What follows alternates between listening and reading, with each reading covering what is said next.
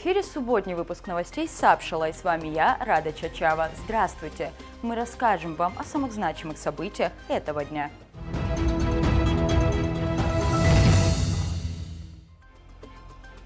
Сегодня в выпуске. Глава государства находится с визитом в республике Калмыкия. Поедем, поедим в Абхазии. Российский телеканал НТВ вновь приехал в страну души. Самое важное – все о питании детей в школах Абхазии. Спорт с ранних лет. В Сухуми состоялся открытый республиканский турнир по карате.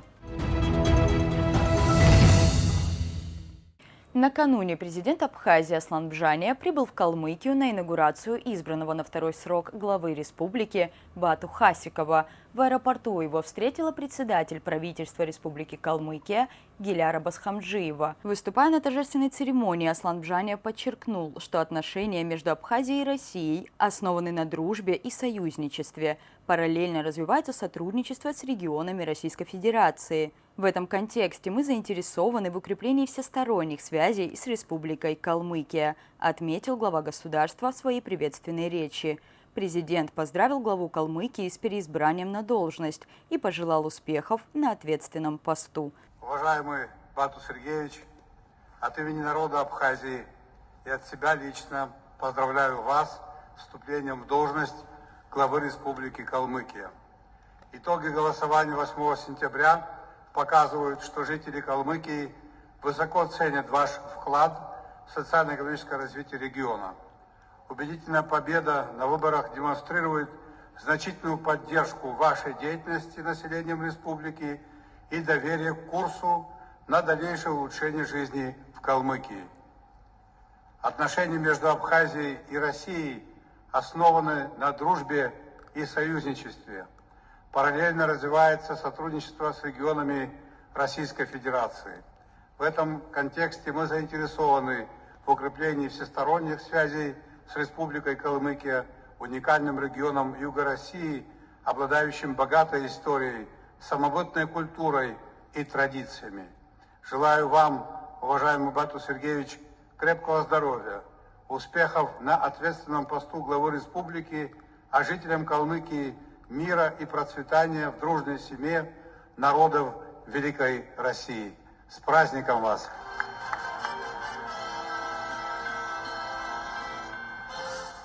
Помимо участия в торжественном событии, у Аслана Бжания намечен ряд рабочих встреч в регионе. Открытый республиканский турнир по карате «Кубок памяти» героя Абхазии и России Виталия Вольф состоялся в Республиканской детско-юношеской спортивной школе игр. О результатах соревнований расскажет моя коллега Адица Сагария. С 2022 года по инициативе Федерации карате Республики Абхазия и Государственного комитета по делам молодежи и спорта Республики Абхазия в преддверии годовщины победы в Отечественной войне народа Абхазии проводится международный турнир по карате на Кубок памяти героя России и Абхазии Виталия Вольфа. В церемонии открытия турнира приняли участие советник президента по спорту Ахра Ашуба, президент Национального олимпийского комитета Валерий Аршба, обладатель 8-го дана Михаил Степин. Включен в список олимпийских видов спорта. Я уверен, что кто-то из вас, дай Бог побольше, что вы стали олимпийскими чемпионами. Спасибо вам, вашим тренерам, вашим старшим людям, что вы принимаете участие в таком очень важном турнире. Карате было и до войны в Абхазии. И после войны появились первые группы, когда пришли заниматься те люди, которые воевали, которые совершали подвиги во время войны. И сейчас они руководят многими федерациями, абхазскими федерациями карате в Абхазии много. Один из принципов карате, который должен у вас быть, так сказать, вами понят и усвоен. Карате – главное не победа над противником, карате – главная победа над собой. Вот то, что вы занимаетесь, это уже победа над собой. То, что вы выходите на татами, это победа над собой. И спасибо вашим тренерам. Спасибо организаторам этих соревнований. Пусть победит карате. Когда-то, много лет назад, мы начинали первые соревнования по карате, вот Сергей не даст соврать, у нас в спортшколе. Это были первые шаги. И сегодня Сегодня карате набрало такие обороты у нас в республике, в Абхазии, что тупо дорого смотреть. Мне очень хочется пожелать вам всех успехов. Пускай в спорте всегда побеждает сильнейший, но проигравшим, пожалуйста, не расстраивайтесь. У вас все впереди, у вас есть к чему стремиться. Пускай все у вас будет хорошо. Открылся турнир звучанием гимна в Абхазии и России в исполнении военного оркестра 7-й военной базы под руководством капитана Артема Попова.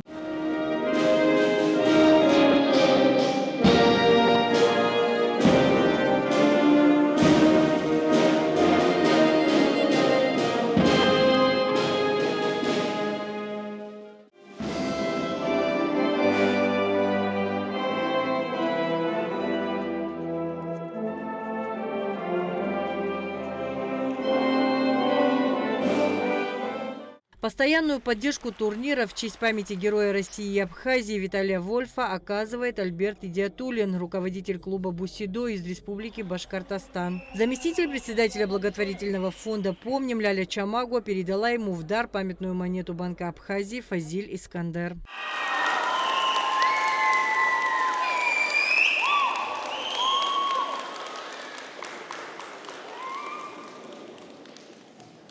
Альберту Идиатуллину только передайте, пожалуйста. О том, как зародилась идея проведения ежегодного турнира по карате на Кубок памяти Виталия Вольфа, рассказал президент Федерации карате Абхазии Сергей Демянов. У меня есть давний друг мой, Айдын Мамедов. Это человек-сослуживец этого героя. Они вместе служили, и его однополчане поддержали идею. И, соответственно, Айдын, как один из первых инициаторов, и я, значит, как руководитель федерации здесь, учитывая то, что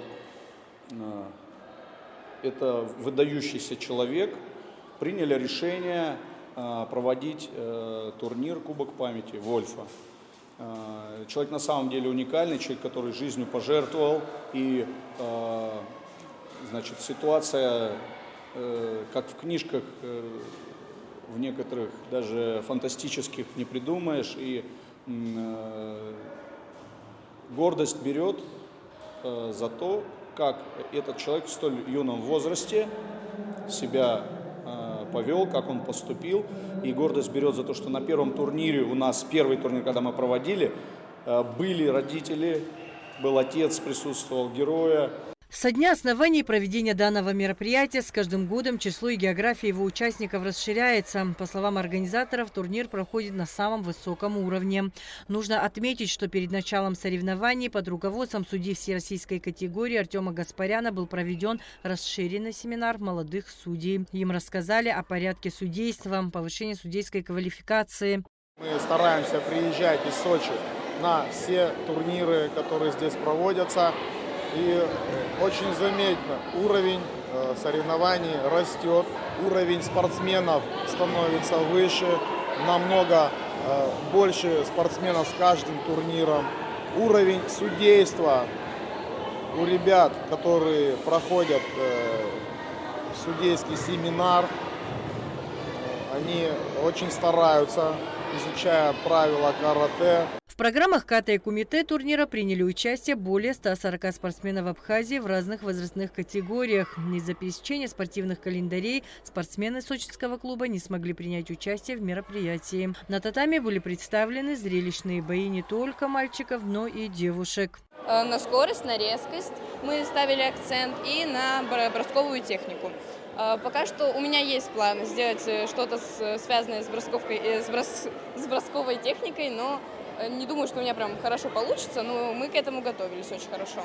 Демирджи Оглы Александры, вот мы с ней боролись, и у нас часто проводились семинары, с Кабардино-Балкарией, и вот мы также готовились к соревнованиям.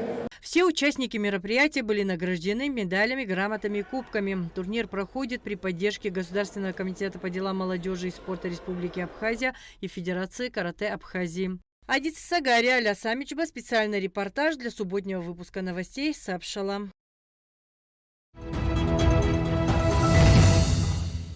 В Санкт-Петербурге прошел 4-й Евразийский женский форум, в котором принимала участие делегация из Абхазии. Нашу республику представляли председатель Конституционного суда Диана Пилия, президент ТПП Тамила Мирцхулава, глава Абхазского союза туризма Анна Калягина, а также аудитор контрольной палаты республики Инга Черекбая. Участники форума – женщины-парламентарии, представители исполнительных органов власти, международных организаций, деловых кругов, бизнеса, научного сообщества, общественных организаций и благотворительных проектов, авторитетные деятели международного женского движения из 150 стран мира. В завершающий день форума с докладом выступила представитель контрольной палаты Абхазии Инга Черекбая. Рада присутствовать сегодня здесь с вами, с представителями прекрасной, умной, образованной части человечества. Спасибо за оказанную честь и приглашение. Тематика нашей встречи очень актуальна и интересна, в особенности для меня, как для представителя кавказской культуры, которая отмечена традиционным отношением к женщине, как к матери и хозяйке в доме. И хотя Абхазия среди других кавказских стран всегда отличалась более прогрессивным отношением к женщине, абхазская женщина могла остановить кровопролитие, выступить медиатором. К ее слову прислушивались и уважали. Тем не менее, роль женщины в обществе сводилась к роли хранительницы семейного очага. На сегодняшний день многие женщины в Абхазии окончили высшие учебные заведения, есть кандидаты и доктора наук. Можно сказать, что наличие высшего образования – это некий индикатор социального статуса и престижа. Но в то же время не было и нет ни одной женщины ректора вуза или директора НИИ. На текущую дату в законодательном органе страны представлены только 2 женщины из 35 депутатов. Что же касается органов исполнительной власти, то премьер-министрами в Абхазии всегда были и есть мужчины. 1 вице-премьер – женщина и 2 женщины у нас в должности министра. Обращает на себя внимание и тот факт, что чем выше уровень должностей, тем ниже процент представительства женщин на них. Хотя в законодательстве Абхазии нет гендерных дискриминационных положений. Более того, принцип равенства полов зафиксирован в Конституции республики. В 2008 году парламентом был принят закон об обеспечении равных прав и возможностей для мужчин и женщин в Республике Абхазия. Однако к существенным изменениям равного с мужчинами женского представительства это не привело, так как не были разработаны соответствующие механизмы для практической реализации этого закона. Низкое представительство женщин на всех уровнях власти не позволяет им реально влиять ни на формирование политики, ни на принятие решений, учитывающих интересы всего общества, а также на решение острейших социальных проблем.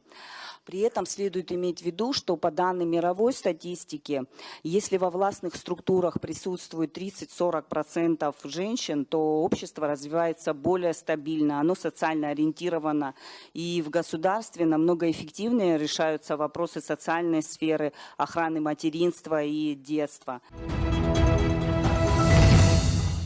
Канал НТВ и программа «Поедем, поедим» вновь посетили Абхазию. В кадре на этот раз восточная часть республики. За 5 дней съемочная группа посетила несколько сел, исторические и культурные памятники, объекты размещения и даже побывала на традиционной абхазской свадьбе. Все подробности в нашем материале.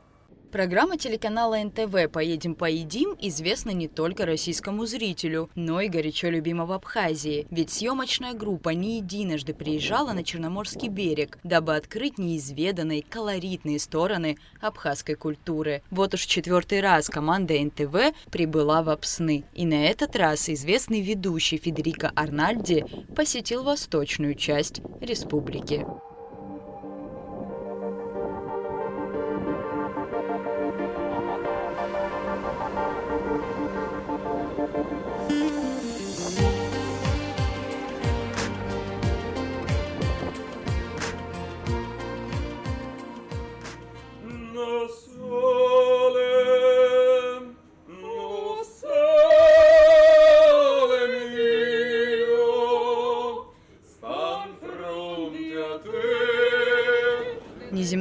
пейзажи, нетронутая природа, яркий традиционный колорит и отменная местная кухня. В новом выпуске программы, посвященном Абхазии, будет все, что так любимо зрителями и, конечно, гостями страны души. Съемочная команда неспроста приехала вновь в Солнечную Республику. Как рассказала советник президента по культуре и внешним связям Белла Агарба, идея познакомить российского зрителя именно с Восточной Абхазией должна помочь развитию туристической сферы. В процессе обсуждения над проектом мы приняли решение в этот раз сделать акцент на Восточную Абхазию именно для того, чтобы показать нашим гостям, туристам из Российской Федерации и не только, что существуют и другие интересные локации, не только всем известные там озеро Рица, там Голубое озеро, или там город Гагра со всеми достопримечательностями, но и в том числе Восточная Абхазия, в которой, как мы все знаем, достаточное количество исторических архитектурных памятников, красивое побережье, уникальный, теплый, мягкий климат. Плюс ко всему особо хотелось бы отметить, что сейчас индустрия туризма развивается здесь динамично. На территории, например, вот где мы сейчас находимся, Очимчирского района, очень успешно функционируют два объекта, такие как Черноморская жемчужина в городе Очимчира и второй объект Тамыш Вилладж, как раз ориентированный на наших гостей. Посетить традиционную абхазскую свадьбу, погулять по цветущей набережной Очимчиры, осмотреть грандиозный отель «Жемчужина», возвышающийся на фоне гор и морских просторов, отправиться в синеющую глубину моря, чтобы собрать мидий на ферме в Тамыш, или же в комфортабельные домики Тамыш Вилладж, посетить популярнейший ресторан в Сандрипше. Программа нового выпуска «Поедем поедим», ориентированной на разнообразие кулинарных традиций стран мира, в этот раз буквально изобилует историей, культурой и бытом Абхазии. Они в очередной раз проявляют большой интерес, любопытство к нашей стране. Особенно в этот момент мы сделали акцент на традиционные какие-то обрядовые культовые мероприятия касаемо свадебной церемонии. Вот непосредственно первый съемочный день был посвящен абхазской свадьбе. Гости наши тоже присутствовали в качестве гостей, в качестве группы рабочей и остались очень впечатлены. Также за весь съемочный процесс у нас, безусловно, будет ряд поездок и освещен ряд моментов, которые касаются не только туристической сферы, но и культурной составляющей. Плюс ко всему мы хотели бы показать, как Абхазия развивается в сельскохозяйственном сегменте, что у нас сейчас строится ряд объектов при господдержке, плюс инвестиционные какие-то проекты. Российские инвесторы также проявляют интерес к нашей стране. Восточная Абхазия движется в нужном направлении, в ногу со временем. Особо хотелось бы выразить слова благодарности президенту Аслану Георгиевичу Бжане за доверие, за то, что он поддержал мою инициативу пригласить для работы канал НТВ. И я думаю, что мы выдадим хороший, качественный продукт. Как рассказала Белла Агарба, после проявления инициативы канала о съемках нового выпуска, посвященного Абхазии, она предложила этот проект руководству республики. По ее словам, с учетом государственной программы развития Восточной Абхазии, президент поддержал идею съемок в этом регионе, понимая всю важность освещения и популяризации Абхазии, особенно в восточной части страны. Не так давно, весной этого года, съемочная группа канала НТВ также была у нас в гостях со своим проектом. Они снимали Абхазию в очередной раз. И именно потому, что Абхазия интересна туристу российскому, не только российскому, иностранному в том числе. И вот в ходе заключительных наших бесед мы пришли к одному общему знаменателю, что было бы неплохо осветить Абхазию и немножечко с другой стороны, показать ту Абхазию, которая мало изучена. Я взяла на себя такую инициативу, подготовила аналитическую справку на будущий проект с каналом НТВ. И в ходе диалога с нашим президентом моя идея была одобрена. Наша страна хоть и маленькая, но она многогранна, и есть те районы Абхазии, которые еще мало изучены, мало раскрыты для широкого туриста. И я думаю, что в дальнейшем такого рода сотрудничество между нашей страной и Российской Федерацией, оно только даст новый импульс, новый виток в развитии, потому что мы не просто соседи, мы партнеры, стратегические партнеры. Мы должны всегда поддерживать дружеские связи, экономические, культурные связи, которые дадут нам возможность развиваться в современном мире. Как уже было отмечено, новый выпуск практически полностью снимался в Восточной Абхазии. Первый день команда «Поедем-поедим» с головой погрузилась в культурный контекст Апсны. На второй день познакомилась с масштабными инвестпроектами, реализующимися в Очимчирском районе. Впечатления, по словам продюсера программы Дарьи Тюрновой, остались незабываемые. Восточная Абхазия – малоизученное направление, и мы решили показать все локации, все интересные места, рестораны, варианты для размещения для наших российских туристов и для наших российских зрителей, потому что мы уже не первый раз в Абхазии, в прошлые разы показывали раскрученную Абхазию. Сейчас хотелось показать что-то новенькое, что-то интересное.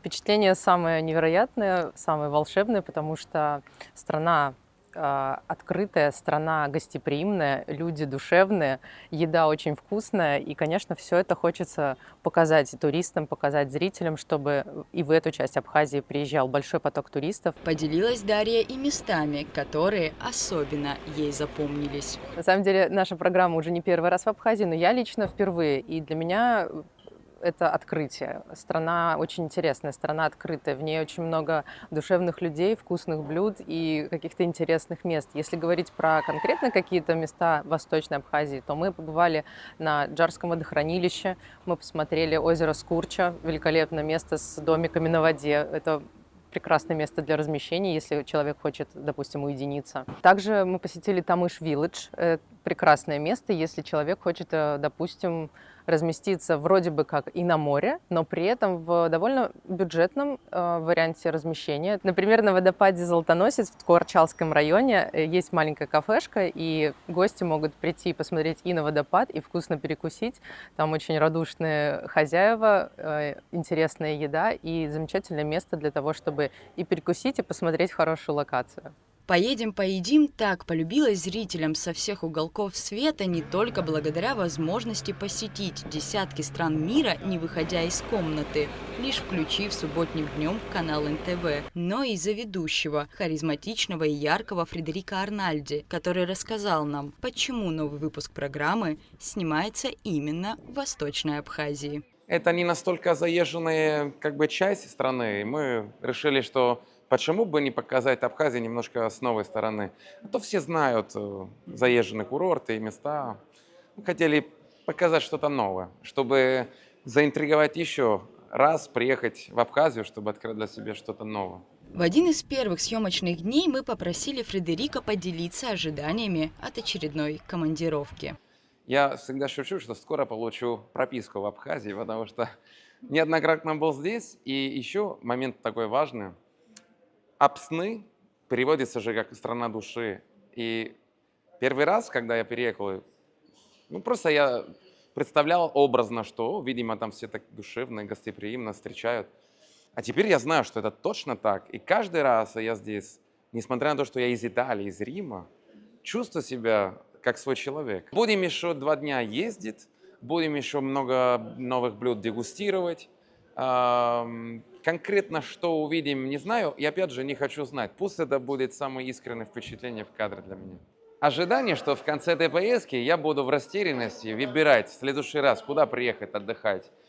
В Восточной Абхазии или в ту Абхазию, которая мне была привычна до этой поездки. И вот последний командировочный день, последняя съемочная локация. Фредерика со смехом говорит, что обязательно вновь вернется в страну души. И после этой поездки точно будет просить абхазскую прописку. Но впечатление по итогам путешествия никак не отличается от тех, которые я испытывал в первый день, потому что как только я приехал, очередной раз вы дали мне почувствовать, как будто я свой человек. Как только я приехал, я участвовал в колоссальном, масштабном абхазской свадьбе, и 900 человек. Что только не было там, я такой точно не забуду никогда. И в целом, в общем, даже когда я был до этого в Абхазии, такие же впечатления, что здесь я как будто свой человек. Это все благодаря вам. Это благодаря вашим отношениям ко мне и гостеприимству. Поэтому вот все эти дни, да, катались в разных локациях, встречались с разными людьми, и все равно одно и то же. Я как свой человек в Абхазии. Поэтому по итогам этого путешествия я бы сказал, что теперь я требую прописку в Абхазии. Все, я думаю, что скоро это должно получаться. Потому буду еще приезжать 100%, без сомнений. От приграничного уютного города Гал до красот Очимчиры погружение в абхазский колорит удалось на все 100, а в завершении Федерико Арнальди спел дуэтом с известной оперной певицей Наной Черкезия.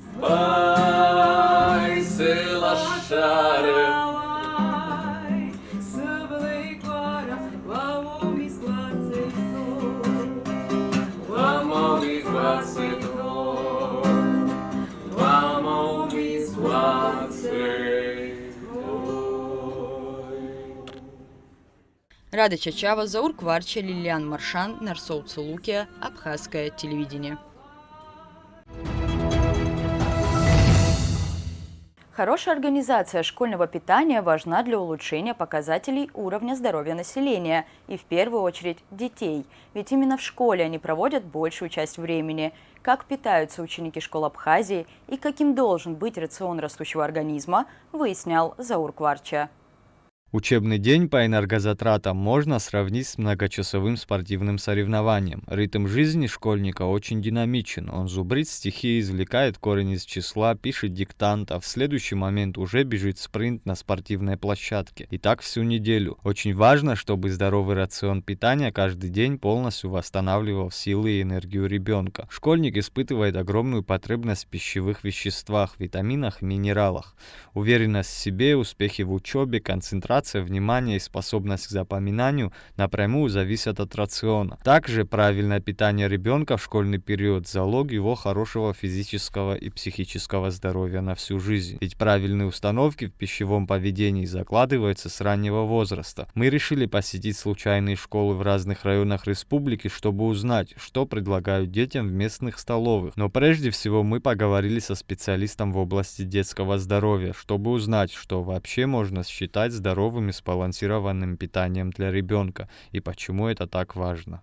Сбалансированное питание прежде всего подразумевает это белковую пищу. На первом месте должна быть белковая пища. Это мясные продукты, рыба, творог, кисломолочные продукты.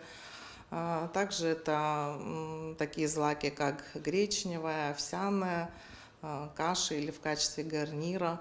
Должны быть и также и углеводы, должны быть жиры, но они должны быть тоже в определенных пропорциях с белками. А правильное питание – это в том числе, помимо физического роста, это еще интеллектуальное развитие, это питание головного мозга, оно влияет и также на усваиваемость материала школьного. Конечно же, это в прямой связи.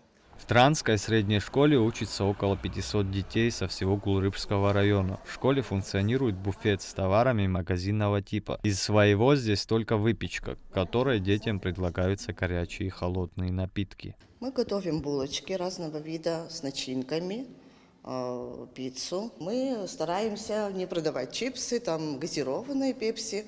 Лимонады наши местные, вот все теплое, каждую перемену все горячее. Стараемся. По поводу горячего, завтрак, обед, что могут у вас дети прийти поесть на завтрак? Ну, прямо сейчас завтрак, обед, но все равно у нас есть какао, кисель, чай, все равно вот у нас, как-то мы стараемся. Первое, третье, такого... Нет, ну пока нет, зачем, как-то дети не успевают на самом деле, сейчас 5 минут перемена, тут мы готовили куриный супчик. Вот мы начали, там какао, конечно же, мы даже компоты домашние, вот, да, вот с яблок, там фрукты вот свежие, но все же таки даже они не хотят это, вот, им выгодно, вот маленький сок взяли, побежали, вот так вот.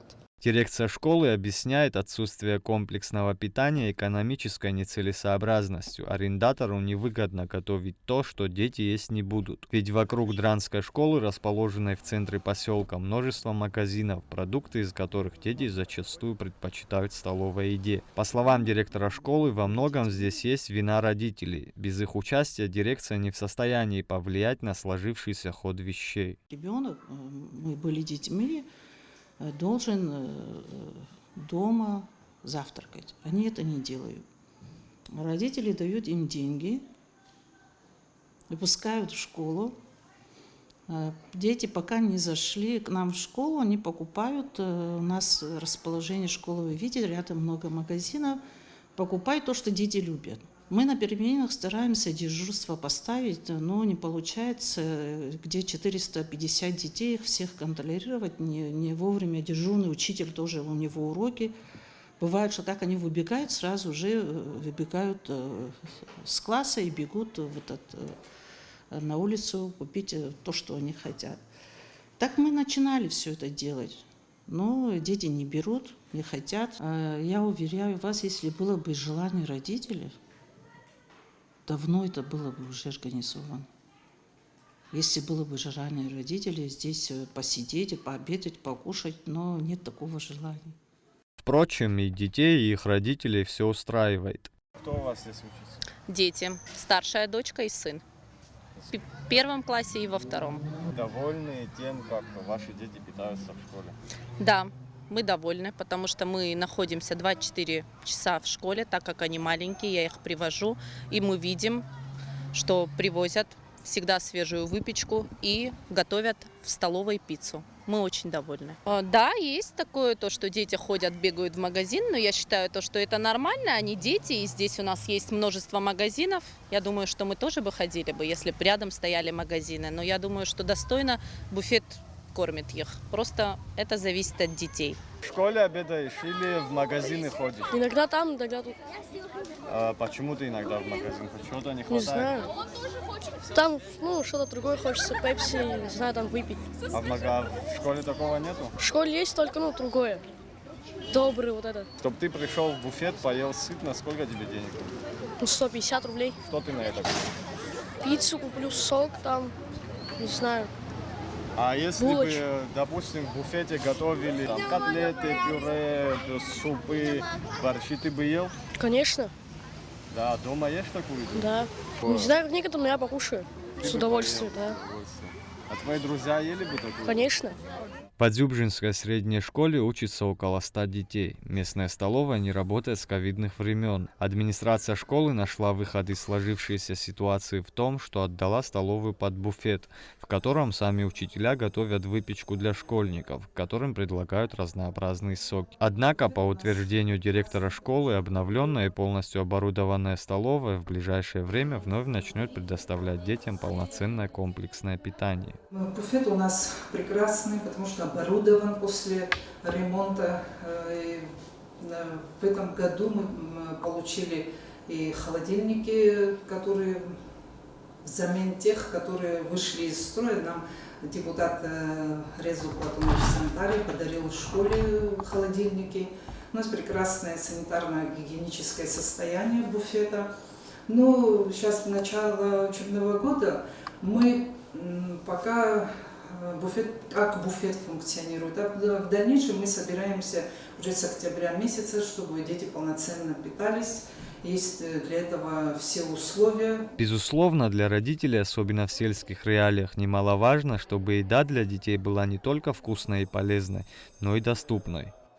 Сейчас мы реализуем булочки. Булочки стоят у нас 35 рублей, плюс сок. За 70 рублей ребенок и булочку с соком может поесть. А в дальнейшем у нас никогда высоких цен не было, потому что у нас есть многодетные семьи, которые 3-4 человека ходят в школу, и мы здесь бизнес не устраиваем. Для нас главное, чтобы ребенок, который пришел в школу, полноценно питался. Конечно, мы поговорили с детьми, которые, по всей видимости, больше всех ждут, когда заработает столовая. Сегодня были в буфете? Да. Что ели? Булочку с картошкой и сок. Каждый день это едите или Нет, что там пора? разные. Там разные. А что бывает? Что вам нравится? Мне нравится булочка без ничего. Мне тоже. Ага. А почему именно это? Потому что вкусно. А сколько родители в день дают на еду? 100 рублей. 100 рублей хватает, да? На что на 100 рублей еще раз можете купить? Булочку и сок. Два сока, да. Нет, булочку и сок. Супы дома едите, котлеты, пюре? Да. А если в школе готовили, ели бы? Я бы котлеты поел. Ты бы котлеты?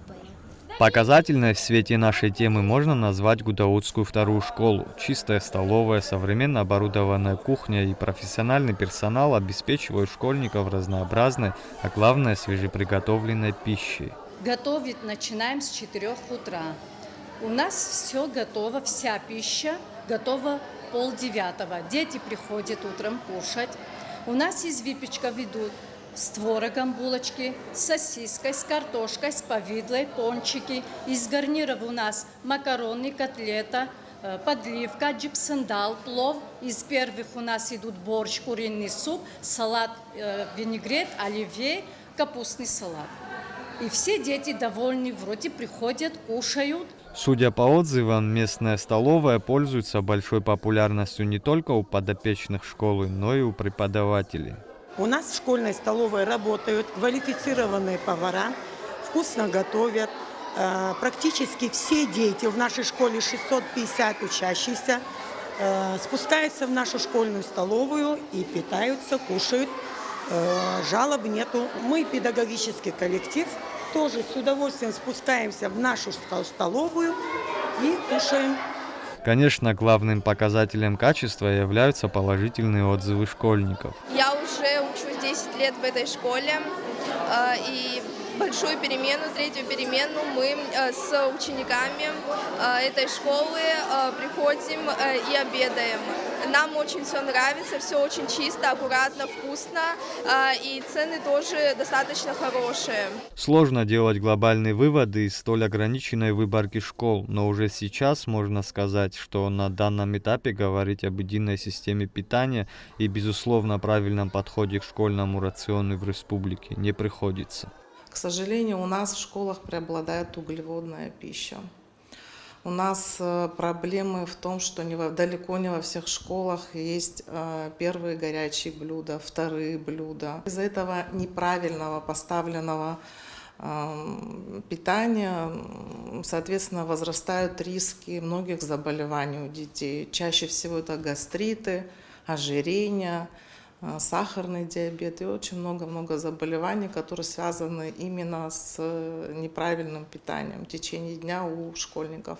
Конечно, официальные рекомендации, они всегда существовали в соседней стране, в России они каждый какой-то период совершенствуются, вносятся новые пункты, которые изучаются с научным подходом. У них есть специальные комбинаты, из которых один пункт, из которых вся эта еда разводится по школам, то есть школа не самостоятельно решает эти вопросы, а это на более таком серьезном городском уровне.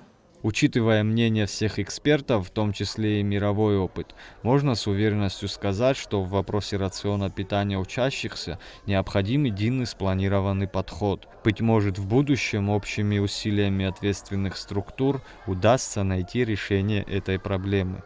Заур Кварчайн, Вера Дженя, Дамир Гонджуа, Джабиром Шуков, Абхазское телевидение. На этом наш выпуск завершен. Оставайтесь на нашем канале. Всего вам доброго. До свидания.